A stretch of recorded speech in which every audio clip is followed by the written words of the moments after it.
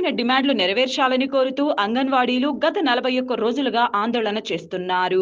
అయితే ప్రభుత్వం వారి డిమాండ్లకు దిగిరాకపోవడంతో చలో తాడేపల్లి కార్యక్రమాన్ని చేపట్టారు.